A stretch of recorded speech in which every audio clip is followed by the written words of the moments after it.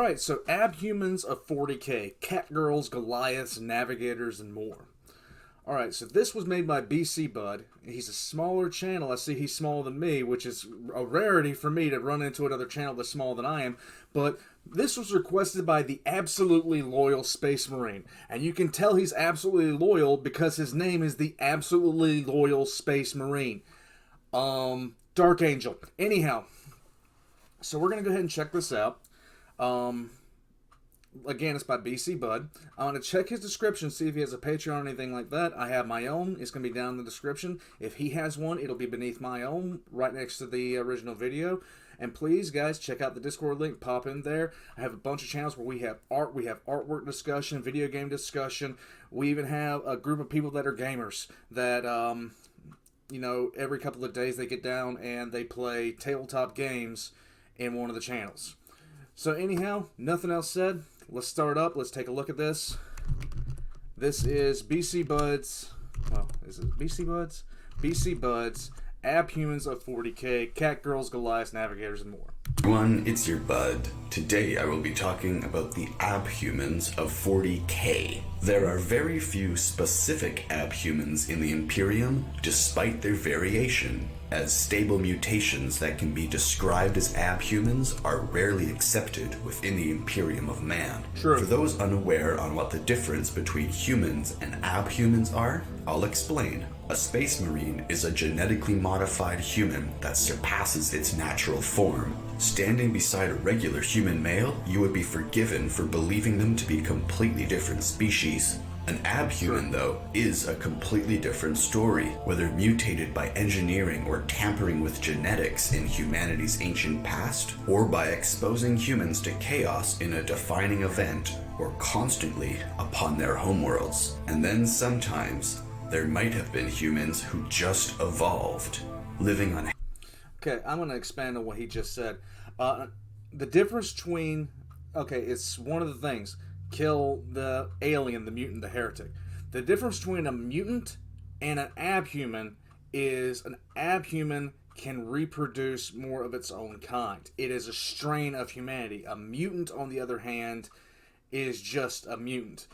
And that's the difference between the two. Ogren will make more Ogren. Felonage will make more Felonage. Troth will make more Troth. I wonder if he's going to cover that. Heavy gravity planets or low gravity planets and changing as such. If you have seen The Expanse, then you will know a little about this already. To start with the size or shape mutations, there are squats from heavy gravity. No, they're not. Not anymore. Come on, man. Come on. Planets near to the core of the galaxy where those... Okay, I want that picture framed. Snow White and the Seven Squats. Forces have worked over many generations to form their muscles into stronger and denser forms. And also Longshanks from low-gravity planets that cannot withstand higher gravity and had grown very long and slender. And though I mentioned that the Space Marines' size made them look like a different species, I now have to talk about the Goliath. Humans who can even make a Space Marine look like he's behind on his exercise. The Goliaths are bred by the House Goliath of Necromunda and are bred for one purpose only: manual labor working in the great foundries of Necromunda. Their size and strength, though, comes with a cost. They have very little intelligence, and what they do have is just swimming in aggressive hormones ready to snap and become violent at any point. As the constant breeding of even larger and stronger humans has had the side effect of creating mentally unbalanced, as well as short-lived humans of massive proportions. Although there are larger humans still, the Ogrins are space ogres, as Pretty large much as they are stupid. Although there is a quick fix for that. Upgrade their brains with biochemical Ogren. One of the funniest things about the Ogrins is you just have to, in order to keep an Ogren happy, all you really have to do is give him a shiny medal and he's happy. He's very, very happy. Neural enhancer, or bone treatment. These newly made boneheads can lead a group of their kin and have the strength and knowledge to keep them in line. Kind of. I love these guys, as I really liked the ogres from fantasy. They were my first army. So I really had a fun time learning about the quirks of space ogres. They're claustrophobic, so could you imagine coaxing an ogre onto a transport? That just seems like such a bad idea. And some of them are too stupid to figure out guns, and they only ever give ogres one simple gun, but some of them are even too stupid for that. So in desperate times, soldiers of the Imperium who can't afford to spend time training them just say, here are some sticks, there's the enemy, go bash I like them. the pain. The ogres are not a form of genetic tampering as far as we know. They are the natural opposite to the squats. The high gravity of their world Squats don't exist, bud. also being accompanied by extremely low temperatures, force the ogrins to grow even more body mass to survive the high gravity and cold. There's also ratmen in the Imperium known as ratlings. These rude, keen-eyed kleptomaniacs make very good snipers and have saved many Imperial lives through their skill. As well as being ravenous and ever hungry, they've learned skills specific to... Am I the only one that every single time I see a ratling from now on, the only thing I can think about is Warhams and the Rumble Tum Tum Farm? The fuck did you just say to me? quelling their hunger, and as such can make very good cooks, learning how to take care of themselves and their kin's hunger. The Skaven were my other fantasy army, so I really liked the idea of rude sniper rats that also take care of the basics and keep everyone fed, a skill rarely talked about in 40k. Living in the tunnels for generations has mutated what once were humans into the ratlings that we know today. And whether it was through the taint of the warp, or through the cunning skill of a human scientist that saved an entire planet of people, allowing them to adapt and live underground, is up to your opinion. The most popular mutant in the entire Imperium are the Navigators. Having a stable genetic variation that is hereditary, their mutation creates a third eye that allows them to look directly into the immaterium of the warp, the roiling deep of chaos and energy, without going insane like most do when they gaze upon it. They can look upon it and search through for the Emperor's holy light known as the Astronomicon, the lighthouse and beacon of his immense power that can only be seen by navigators throughout the Imperium of Man. Relied on for their skill to navigate and to keep humanity as a spacefaring race, makes them one of the most prized and cared for parts of the organization of the Imperium of Man, receiving an entire city upon Terra to live and continue the population of navigators and the treacherous game of power they play. As the most respected and cherished navigator families have a record of service in the most grand ships of the Imperium's history. I love the fan art online. There's some really cool stuff, and as I'm only doing a short description here, I will not have time to share all the cool art. Go look up some awesome art of people with a third eye that can see pure warp energy and with skills to take the Imperium to the stars. There used to be beastmen in the... Okay, I'm going to add something because he just changed. I was hoping he'd mention it. The third eye of the Navigators, if you were to look into that, you're going to die a pretty horrific death. It's a weapon that they keep concealed, normally underneath some sort of hat or something like that when they're around normal people. Because even to look into that eye would kill a regular person. Anyhow, continuing onwards. Imperium, but superstition and fear have prevented them from being allowed to work beside regular humans. Justified. Very justified. Because the last time that humans and beastmen fought alongside each other in any capacity, it was the Horus Heresy, and they were trying to attack the walls of the Imperial Palace. I'm just saying. But maybe he's read some other things that I haven't. And they now only have the option of serving chaos or dying in the Imperium. The only beastmen that still work with humans are those with very limited mutations, and even then, they are put upon the front lines for a very short life, unless they can continue to survive battle after battle and gain the respect of their peers. which I think would make for a really cool story or book. It is a shame that they have no choice but to leave the Imperium and work for chaos. The Beastmen have always been misunderstood, even in fantasy, always being described as though they only possess one type of personality throughout their entire race, like hairy orcs or something, instead of remembering the second half of their name. They're just described as human beasts in the mind of the Imperium, and not beast men. Yeah, but at the same time, you gotta remember this is the same group of people that wiped out the original inhabitants of Acadia because they had purple eyes. So it's not exactly like this is unprecedented. It's not exactly like they haven't gone this far before, and it's not exactly like the Beastmen are way over the line of acceptable human strains. So it's such a shame that they have to turn to chaos for survival. The Beastmen are one of my other favorites, as you can tell. Then there are a few more humans whose environments have shaped them.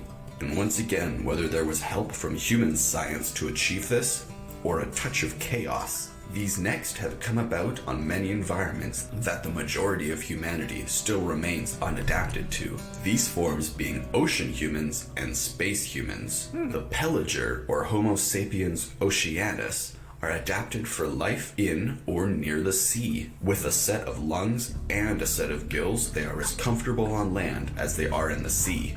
Also having webbed hands and feet, they are a common sight on ocean worlds that have continued to hold humanity since its first colonization.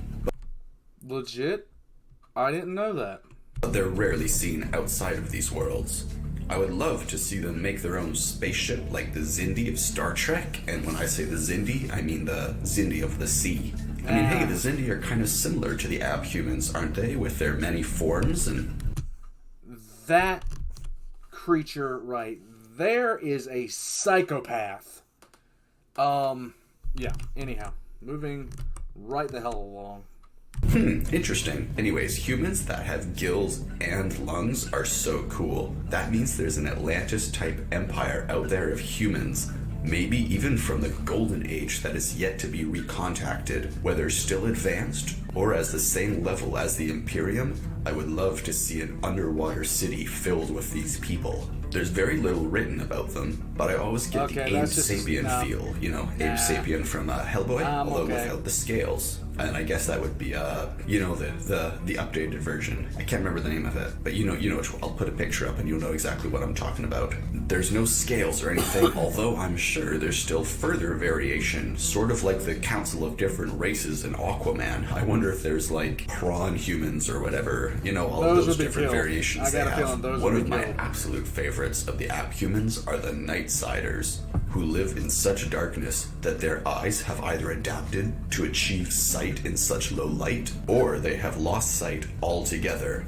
As they've lived in such dim light for so long that sight no longer becomes necessary. There are many planets in the Imperium with a regular solar activity, and those that live on ships for generations might have no particular connection to any sun for any length of time. Losing sight is a downside, but in turn, those that lose their sight have their other senses increasing in abilities to compensate for that lack of sight. And then there's cat people. Before he goes into the thing that needs to be exterminated, almost at the same level at the Tau, the Darksiders are just, it's like, they're such a specialized group, but, whatever, I'm not going to go into it. Or felinids, who, yes, are exactly what you think. Hairy, cat-eared people with personalities and physical abilities to match the attributes of both humans and felines. How such a thing was allowed in 40K is unknown to me. It must have got past an editor or something, but here it is. The mighty and powerful cat people of the Imperium. They're not this cute. They're actually fucking terrifying. This is just a bunch of people drawing cat people like cute little kitty people, but the actual felinids have fucking claws about as long as their forearm. Imperium just sounds so stupid. How the fuck did this get into Warhammer? You know Warhammer, the game with cat people? I should get over this, but it's just such a clash. No abhuman strains. Chaos is bad. Ooh, you're fluffy. Never mind. Purge the heretic, destroy the Xenos. In the far future, there is only war. And cat people. What? I mean, total dissonance much? Still, though, there's some pretty great art online, and some that really made me laugh. Like the captain from Treasure Planet. You remember that cat girl? In an Imperial Guard uniform. That really got me. I mean, just thinking about it, Chaos has Slanesh, but the Imperium has cat girls. Oh, God. There's not much more to say on the cat people. That's just hilarious. Move on, move on. Anyways, the final abhuman is more of a rumor. It's about the Troths, humans who never leave their world, as they would die by doing so. They send food out to the rest of the Imperium, and they're exempt from the Imperial tithe of having to send people for the Imperial Guard because, they die if they left their planet. And it's said that they have... The pictures are kind of off, like that's from Guild Wars. He's putting them as dryads, but literally these people are hippies in the fucking literal sense. They're just really heavily adapted to their planet. And I mean fucking stupidly heavily. Have a special connection to the flora of their world, rumored to die if they don't host part of the flora within their body. The picture we have of them is a man with ivy growing on him. And that makes me wonder of the variation of different plants that exist and their colors and textures, from tough bark to soft flower petals colored in beautiful patterns. I can imagine quite a variety of forms that these Troth might take, although this could all be a rumor, and such symbiosis may not exist, although I choose to think that it does. Well, you could always make them symbiotic with a bolt round. I'm just saying, I mean, if it's... I'm just saying. If they can't leave the planet, unless they're doing some really good, making some really goddamn good corn, bolt round. We can always repopulate. So there's tree people, cat people, night stalkers who live in darkness, sea people with gills from the ocean, other beastmen that are all purged as heretics, unless they're as cute as cat people. There are small, heavy squats, large, bulking Goliaths, and even larger, hulking Ogrins. Mm-hmm. There are long shanks, and even human navigators with the ability to see the warp and guide their brethren to safe harbors. And before I end this video, I need to point out a few things. Despite having abhuman tendencies, a few abhumans are left off the lists entirely. First, the popular and well-known space wolves and citizens of Fenris, whose lineage has thought to have been crossed with wolves in the distant past, and who still have the chance to fall into a deep state of... Maybe. It's never been confirmed. When the Great Crusade was going on, they actually encountered something like this, where humanity had crossed bloodstreams with Xenos creatures before, and they were written off entirely. They were completely written off. So, as far as the Space Wolves themselves, yeah, they were cut with something that wasn't exactly human. But as far as the population of Fenris, I really think, everything aside, they might have been ended. Even, like, it's a thing that I'll have to do some looking into later, but I might be wrong about that. Of mind that is not dissimilar to feral wolves. Though not being included in this list, the people of Fenris are clearly an abhuman strain. That's an example of how the Imperium keeps around abhumans who can contribute. And the fact is, the humans mix their... By the way, there are no wolves on Fenris. DNA with at least one type of animal in the past, and could have done so with any type of animal or even created animal that you can think of. So the wolf people of Fenris and the cat people might not be the only ones who are not purged as beastmen. Another blow to the beastmen. All beastmen must die, unless they look like puppies or kitties. The more I pick this apart, the less it makes sense. And then there's also the people of Nocturne, who have all extremely dark skin caused by the radiation of their planet. Okay, and though it affects the entire population... No, it doesn't affect the entire population. The skin is actually a result of what happens when they get the salamander's gene seed put in them. It's an actual gene seed. It's a flaw in the gene seed that sends one of their organs literally into overdrive, mass producing a massive amount of melanin. and turning their skin from a natural color to obsidian black. And it does the same thing to their eyes. The stock standard humans of Nocturne don't have this. It's only when they're implanted with Vulcan's gene seed that this actually transpires. Population of Nocturne, it is not enough to classify as abhuman. I think this goes to show you that you can have radiation in many forms that could elicit many color variations of humans. Bright pink, rainbow, whatever you can think of. Just say it was from radiation. Negative. And you're good. So to summarize, you can change size, strength, color, gain gills, fur, cat ears, a third eye that can see the warp, or much more. But just don't look like a beastman or you'll be purged. So as long as you don't have horns, you can probably survive. Wait, I just did a video on animals in 40k and they said that cows don't exist. So yeah, they have the groks now. what are beastmen supposed to be then? Horse people? I think horses are the only beasts that have survived to 40k, so I guess beastmen don't really fit into the more modern lore of 40k. Well, thanks for watching. I hope that you enjoyed and learned something new. Leave a like if you want me to make more Warhammer videos, and subscribe for daily uploads. Leave any questions or suggestions in the comments below, especially if I missed something that you love, and I'll see you in tomorrow's video. Not a bad video, honestly. It's a lot of stuff that's really obscure. Some of these races that he was talking about are confined to single planet. Well, not really races, but kind of like abhuman substrates. They're confined to a single planet, and that's the only place you're ever going to find them. But good on him. Anyhow, I'm going to wrap this video up.